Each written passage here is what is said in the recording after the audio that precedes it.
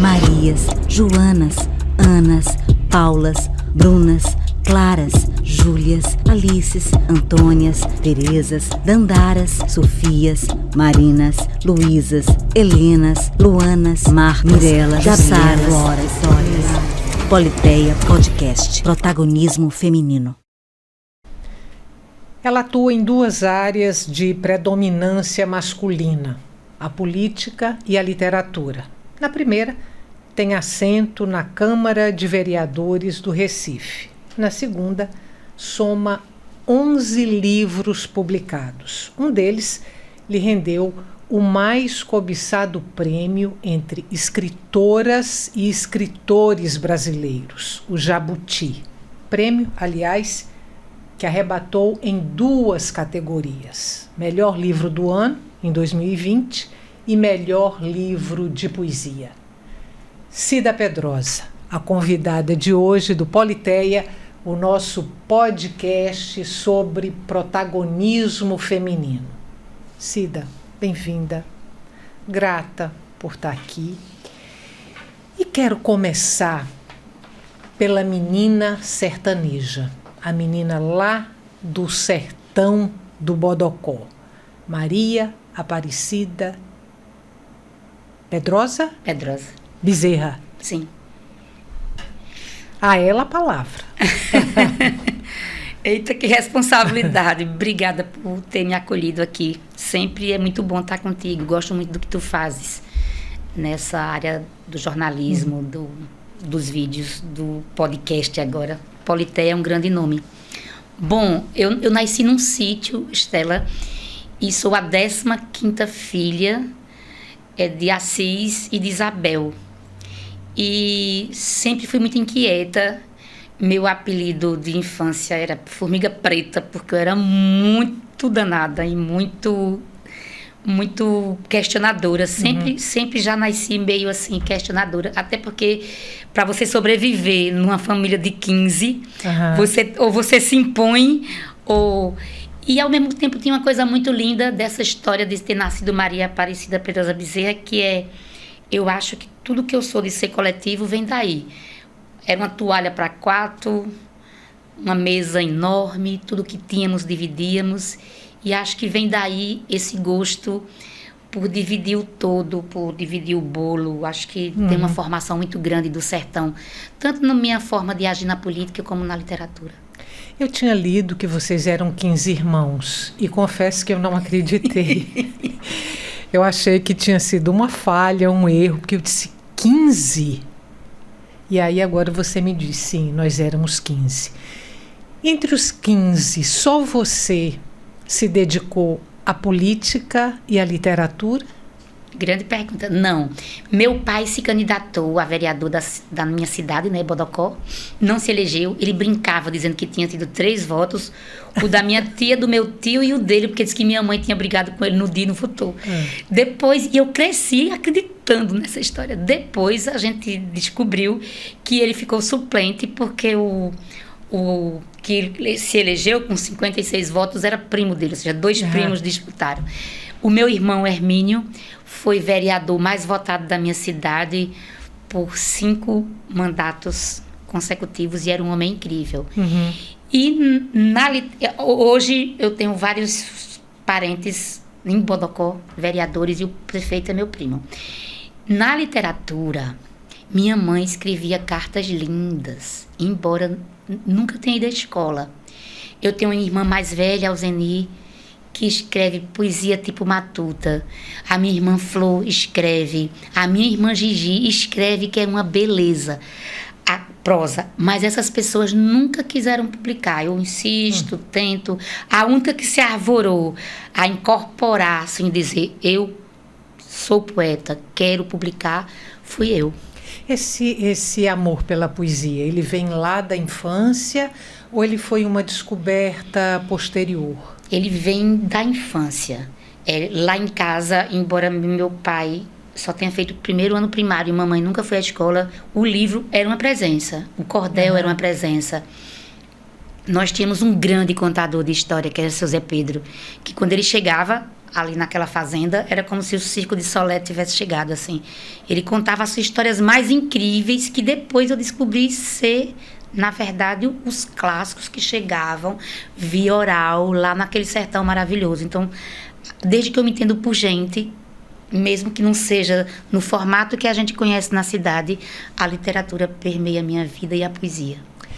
Encontrei 2 poemas seus dedicados ao seu pai. Um em Claranã e também em solo, para Vialejo. E você assina Pedrosa. Bezerra é o sobrenome do seu pai, você assina Pedrosa, que é o sobrenome da sua mãe. Por que essa escolha? Eu acho que até inconscientemente eu quis firmar a história das mulheres da minha família, né? Quando eu escolhi um nome para publicar o meu primeiro livro, já foi o Pedrosa. Meu pai, inclusive, dizia, por que não tem Pedrosa Bezerra? Porque eu estou fora. Porque nós tínhamos uma relação afetivíssima. Afetivíssima. Ele é parte da minha imaginação. Mas minha mãe era uma mulher muito forte, assim, muito matriarca. Sabe? E todos os filhos assumiram o Pedrosa. Os homens e as mulheres. É uma coisa impressionante. Meu irmão Hermínio, quando se candidatou, era Hermínio Pedrosa. Então, assim, ela foi muito onipresente. E eu acho importante firmar o nome dela. Como é que eles reagiram quando você começou a publicar? A menina que saiu lá de Bodocó, veio para o Recife estudar, de repente vira uma poeta. Acho que o seu primeiro livro publicado foi em 1982. Quando o seu nome começa a aparecer como poeta, como escritora, como é que o pai e a mãe receberam isso? Bom, eles conheciam como poesia o cordel e a cantoria. E o repente. Então, quando eles... E Claranã vai lá, né? Vai lá, nisso. Vai nisso. Que pena que eles não estavam mais vivos quando eu publiquei Claranã. Eu sempre tenho pena disso. Porque Claranã eles entenderiam. Eles não entenderam o meu primeiro livro, o meu segundo livro. E isso é poesia. Porque o meu primeiro livro, eu inclusive faço toda uma contestação do que eu tinha como poesia na infância, que era o cordel. É quase como se eu, para poder construir minha própria identidade como poeta, tivesse que negar meu passado e minha ancestralidade. Essa coisa do filho que se contrapõe ao pai e mãe para nascer, né? E é tanto que meu primeiro livro tem muito essa poesia visual, o poema curto, e eles achavam que não era poesia. O segundo livro eles acharam melhorzinho, porque tem alguns poemas metrificados.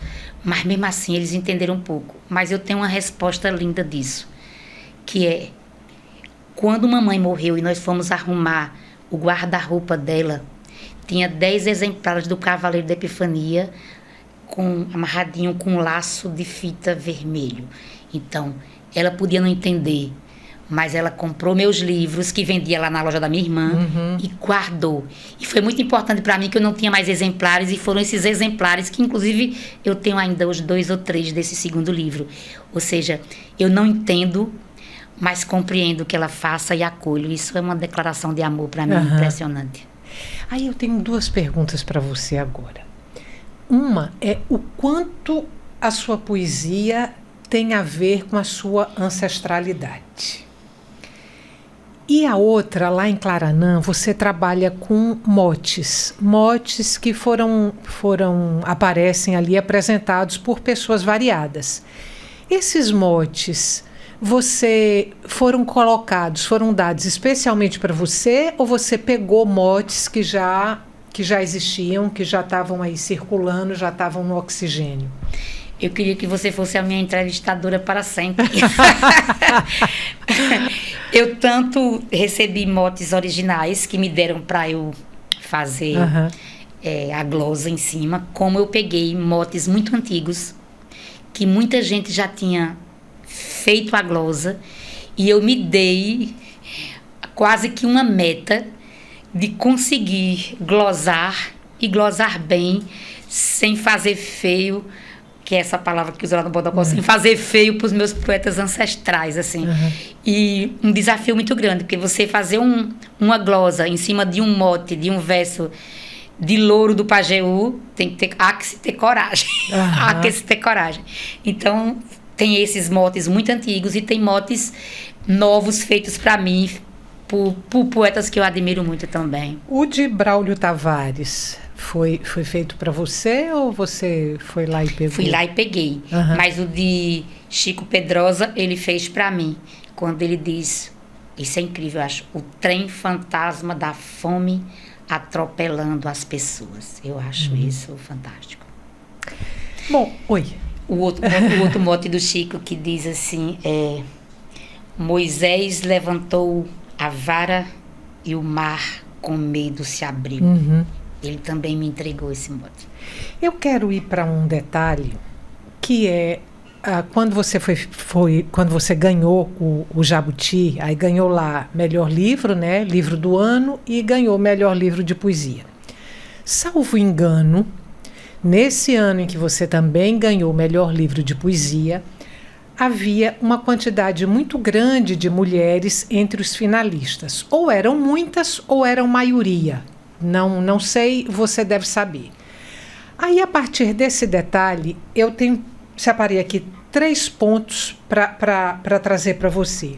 Se isso foi uma mera coincidência, um acaso. No ano em que eu ganhei melhor livro de poesia, estavam lá muitas mulheres concorrendo nessa categoria.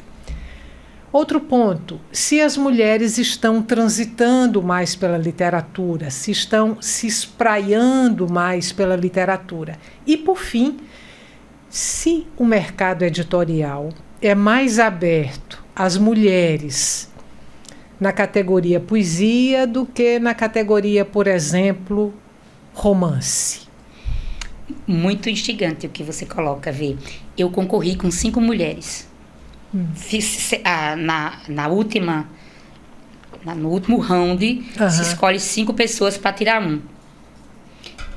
Nós éramos 5 mulheres. E isso é algo muito inusitado, porque não é o comum. Eu acho que tem hoje quase que uma orientação de tudo, de que não dá mais para fazer as coisas excluindo as mulheres.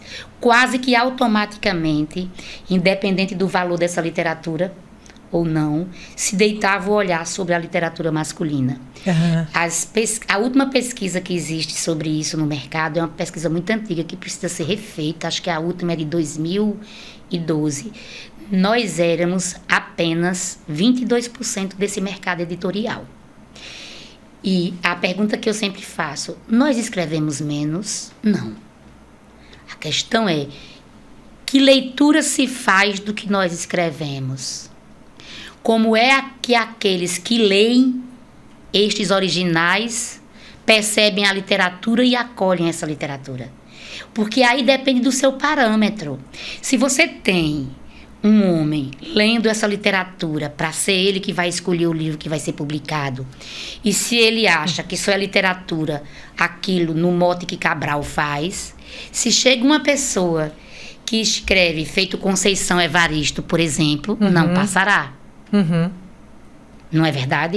Se escreve uma mulher falando de si, a partir de si para o mundo, ele pode achar aquilo confessionalismo. Tudo não existe isenção. Isenção não existe na arte. Isso você tem suas referências. Você, ao julgar, você julga a partir de suas memórias pessoais e suas referências. O que eu acho é que, como não cabe mais, existe uma grita. Eu hoje estava falando sobre isso com Tuca Siqueira. Quando eu lancei As Filhas de Lilith, essa discussão feminista na literatura, ninguém falava. Depois do Mulherio das Letras, que é uma coisa que acontece aqui em 2016, 2015, isso foi pro mundo. A quantidade de clubes de leitura de mulheres, do Leia Mulheres e por aí vai. Então, as editoras, como são provocadas pelo mercado, Hoje se procura mais livro de mulheres. Existe uma incitação nossa, leia mulheres. E aí você começa a querer publicar títulos de mulheres. Eu acho que nos concursos também passa por aí. Agora, eu não quero colocar dentro de uma história de que eu ganhei porque sou mulher.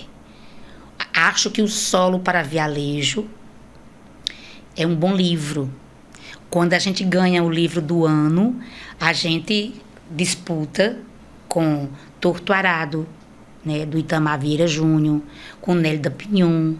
Ou seja, quando você vai para o grande prêmio, você tem aí o Solo concorrendo com grandes nomes, né? Eu tinha uma outra pergunta. Não tem nenhum orgulho disso, não. Só queria esclarecer, tá? Desculpa. Nós temos. Porque aí tem uma coisa engraçada também. Eu tenho a impressão que você é a primeira mulher pernambucana que arrebata o prêmio Jabuti de melhor livro do ano, não é? Eu sou a primeira escritora entre homens e mulheres. Nunca ninguém ganhou. O de melhor livro do ano? Não. Não é pouca coisa, né? Cida, tem uma frase sua que eu me dei ao trabalho aqui de anotar para não trair nenhuma vírgula do que você disse, nada. É uma frase curta, mas muito, muito significativa, que você diz assim, abre aspas: a literatura tem um cânone muito masculino e muito branco. Cida Pedrosa, escritora nordestina, mulher sertaneja. Como foi aí essa experiência ao longo de vários anos e de vários livros publicados nesse território com cânone muito masculino e muito branco? Olha, eu acho que você sai... eu acho que quando você nasce mulher, você já nasce com a bandeirinha de luta assim na mão. Eu existo, eu preciso... Todo o espaço que você vai conquistar, você enquanto mulher, você já tem uma barreira enorme por ter nascido mulher. Na literatura não é diferente. Quando você estuda na universidade, quando você estuda ali já no início, no antigo ginásio, e quando você começa a estudar literatura, são homens, você estuda homens. Você estuda Bandeira, você estuda Cabral, você estuda Mário Quintana, são homens. Quando vem mulher, vem Cecília e vem Clarice. Cecília Meirelles e Clarice. Lispector. Né? Lispector. Fora elas, você estuda homens. Por exemplo, quando você pensa, se você tivesse a oportunidade de estudar Gilca Machado, ali no ensino médio, uma mulher negra que escreve o primeiro livro de literatura erótica do Brasil, que faz esse livro em primeira pessoa, que fala do corpo dela, da pele dela, do prazer, da diferença, ela já diz da diferença que existe uma mulher, entre homens e mulheres, uma mulher que escreve em 1920. Ela lança o primeiro livro dela no mesmo ano que Cecília lança o primeiro livro dela. Cecília aclamada, ela criticada, negra, que foi embranquecida igual ao Machado de Assis, e uma mulher que fala do erotismo. Se a gente estudasse e se visse em Gilca, nós tínhamos muito mais chance de chutar essa barreira e ir-se embora atrás dos nossos versos. Porque Gilca move você. Move. Ela dá um lugar da mulher na literatura. Não é o que acontece.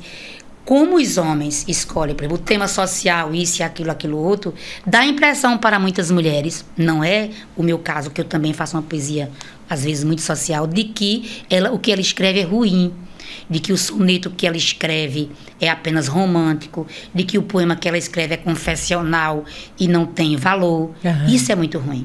Então, você não tem onde se espelhar num lugar que lhe acolhe, que acolha sua forma de discursar no mundo, é muito ruim.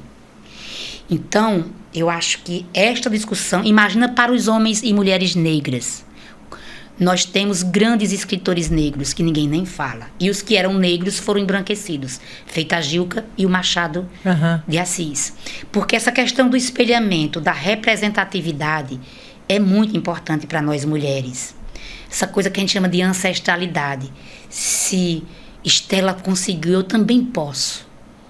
Que é eu se inspirar na vida da outra. Não é? Então, acho que a gente precisa quebrar isso. A universidade está melhorando, mas ainda é pouco. Quais são os estudos mesmo que existem de Conceição Evaristo na universidade? Como é que está se estudando? Quantas mulheres tem na Academia Brasileira de Letras? Raquel de Queiroz veio entrar em 1972. Até então era proibido a entrada de mulheres na Academia Brasileira de Letras. E na década de 50, o Jorge Amado propôs a Gilca. Ela estava tão massacrada. Gilca morreu tão triste.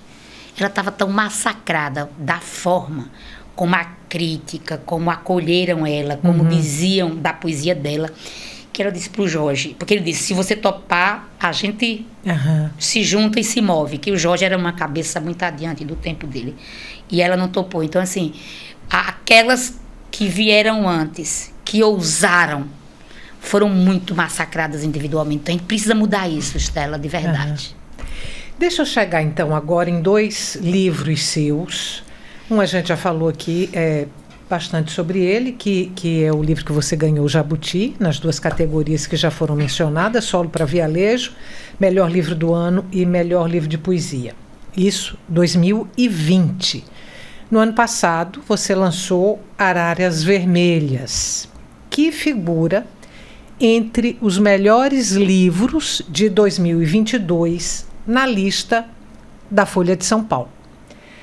Vialejo é uma viagem comovente, para mim, pelo menos, muito comovente, uma viagem de retorno, né? Você volta para o sertão do Bodocó, né? Você volta lá para onde nasceu Maria Aparecida Pedrosa Bezerra. Araras Vermelhas fala sobre a guerrilha do Araguaia, que é um dos episódios mais marcantes da ditadura militar brasileira, com poucas publicações, inclusive, a respeito.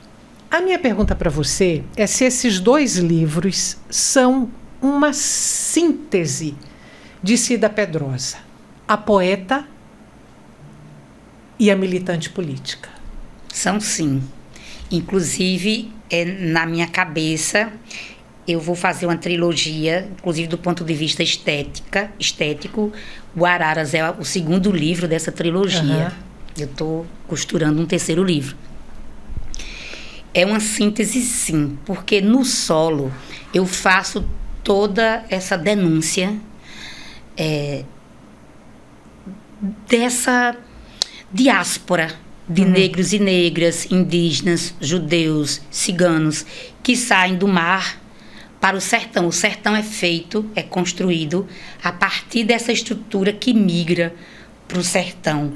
Pessoas que migram porque estão fugindo do jugo do colonizador, porque conseguiu a liberdade, porque comprou seu foro, porque, na verdade, era mais interessante viver lá, conseguir terra lá, e por aí vai. Então, é essa história. E a partir desta história, desta migração, desta diáspora, ao contrário, voltando para o sertão, eu vou contando minhas próprias histórias e histórias também de pessoas que são excluídas na minha cidade, por exemplo, que eram apagadas, silenciadas.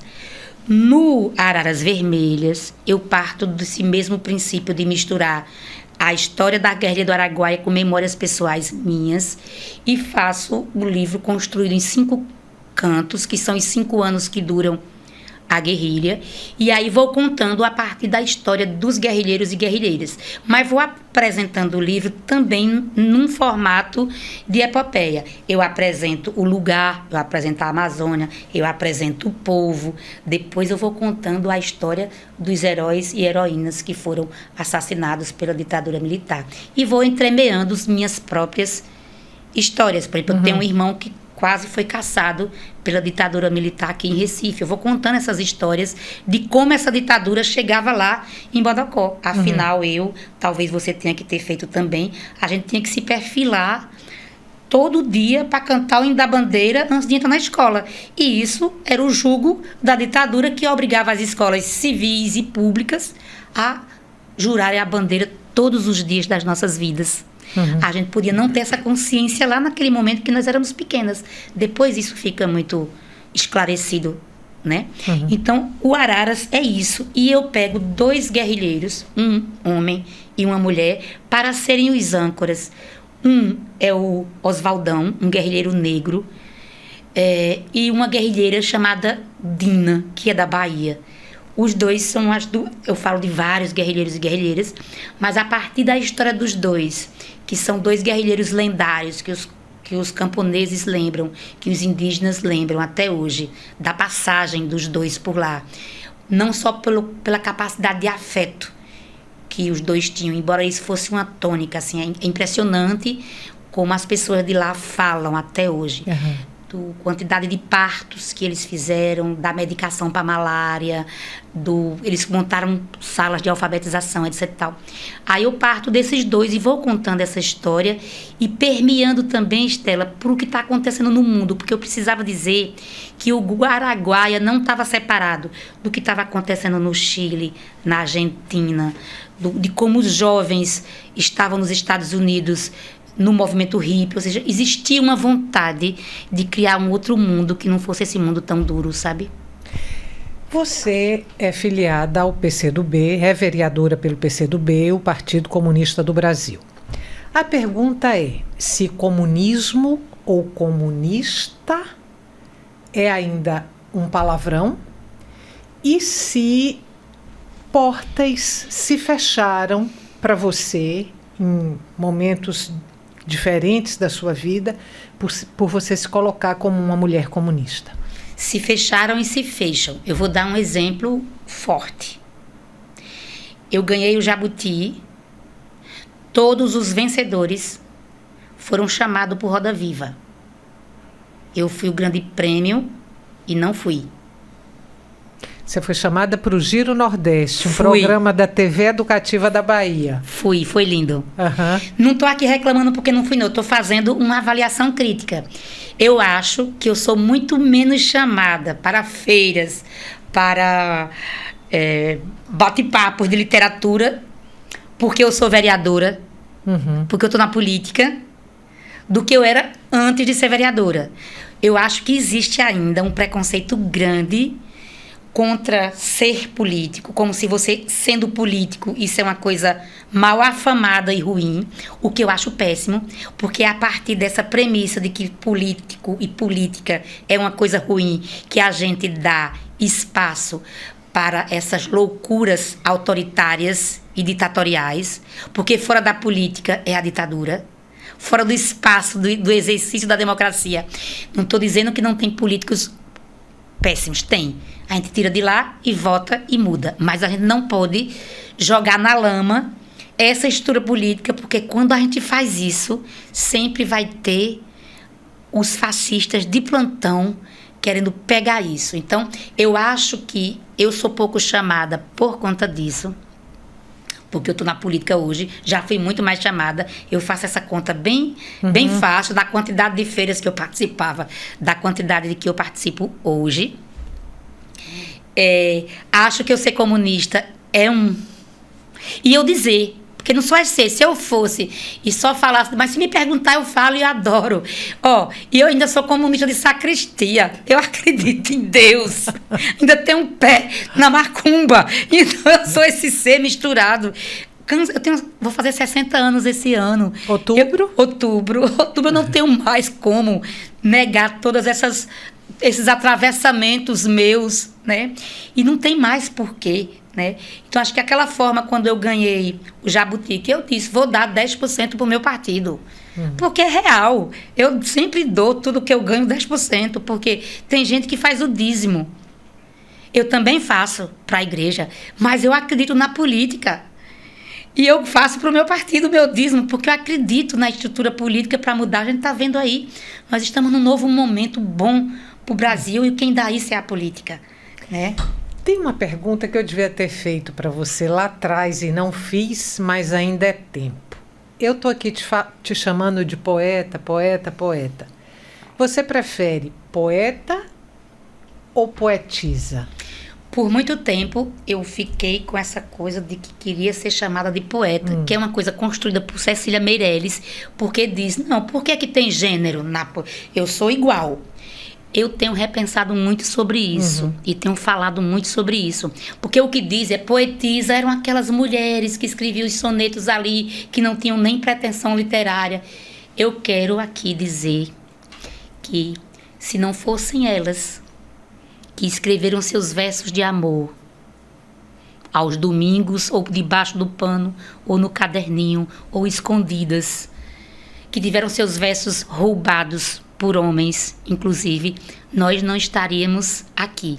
Então, eu me sinto honrada de ser chamada também de poetisa, em nome dessas mulheres que muito se fala de não terem sido poetas. Para mim, foram. Como é parir um livro? Para mim é desesperador. Porque eu sou disléxica. Então, a minha relação com a escrita, ela não é pacífica. Não é aquela coisa de que eu pego e o texto sai. Eu tenho tido convulsões literárias. O Araras Vermelhas é uma convulsão literária. O Estesia também. Que é essa coisa de um vômito, de você ser tomada.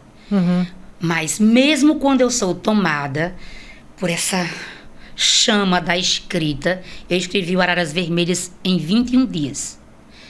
Depois eu burilei, lógico. Passado o vômito, essa convulsão, eu burilei o livro, eu trabalhei os versos, tirei aquela palavra que estava a mais, porque é o trabalho de ourivaria. Eu tenho sido tomada. Mas antes eu tinha a ânsia de escrever e eu tinha...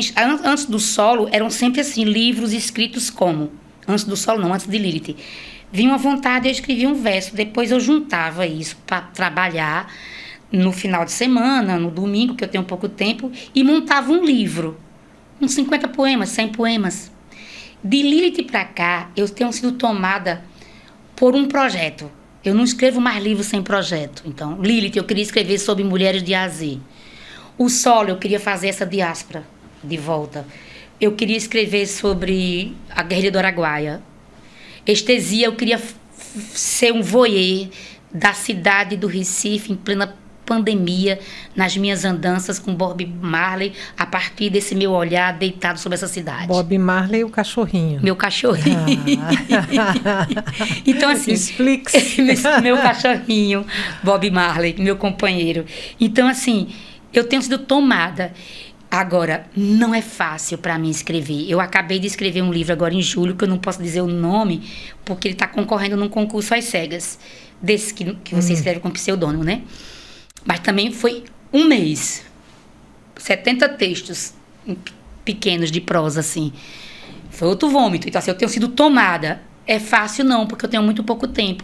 E aí isso toma minhas noites, meus pequenos momentos, meus domingos. E como eu já trabalho demais, isso fica exaustivo. Não é simples para mim. Escrever não é simples. Mas a gente agradece, viu? Todos os vômitos e todas as publicações. Grata mais uma vez. A poesia aqui é sempre muito bem-vinda. O Politeia volta na próxima semana. Até lá. Que nada nos defina, que nada nos sujeite, que a liberdade seja nossa própria substância, já que viver é ser livre. Simone de Beauvoir. Equipe técnica deste episódio. Apresentação e pesquisa, Estela Mares Saldanha. Idealização, direção e edição, Fernando Lobo. Coordenação de produção, Marcelo Rios. Assessoria de imprensa, assistente de pesquisa e produção executiva, Patrícia Braga. Câmeras, João Paulo Mageiro e Vitor Santana. Designer gráfico, Alice Lobo. Designer de animação, Ailton Nativo. Make-up, Tasha. Administrativo, Cláudia Pedroso, Alice dos Santos e Eliane Ribeiro. Voz da abertura e créditos finais, Cira Ramos. O Politeia Podcast é gravado nos estúdios da Videotape, Recife, Pernambuco.